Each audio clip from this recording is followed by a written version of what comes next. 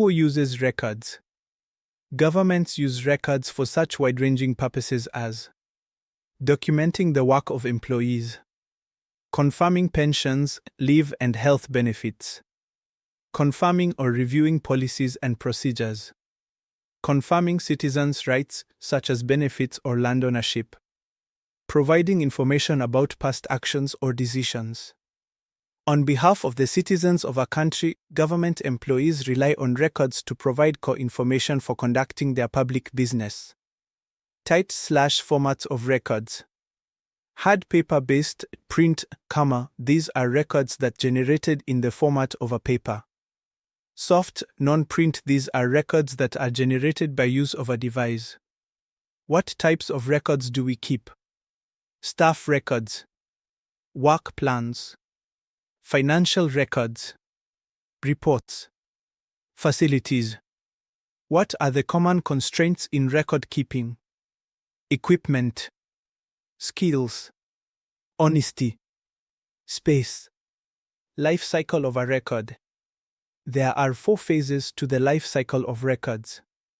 Creation. Records begin the life cycle when they are created or received.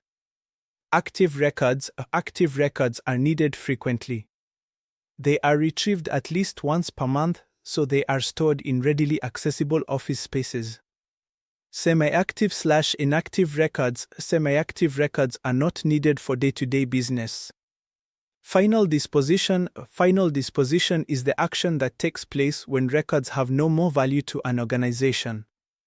Non-current, dormant, stages, valueless records. A. Current or active records. These are the open files that are in use for conducting the current business of the organization. Current records and documents are constantly in use and should therefore be maintained close to the users within a logical filing system that facilitates their access. Current records are usually maintained in records offices or registries. B. Semi-current records. These consist of the recently closed files that are only infrequently used. They should be entered in a closed records register and systematically transferred and organized in a departmental records center. The register acts as a retrieval tool. C. Non-current or inactive records. These are records that are hardly ever referred to for the conduct of business operations.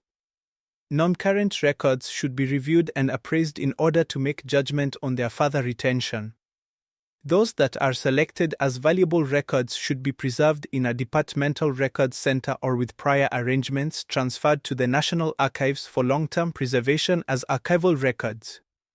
Nature and value of records. This is determined by the following principle. 1. Administrative value. 2. Fiscal value. 3. Research value. 4. Information value. 5. Historical background of the organization and its past performance. Once the records have been created, they cannot be destroyed without the authority of the Director, K&A and Documentation Services. Public Archives Act. Cap 19. It was enacted in 1963. It forms the legal base for opening the Kenya National Archives.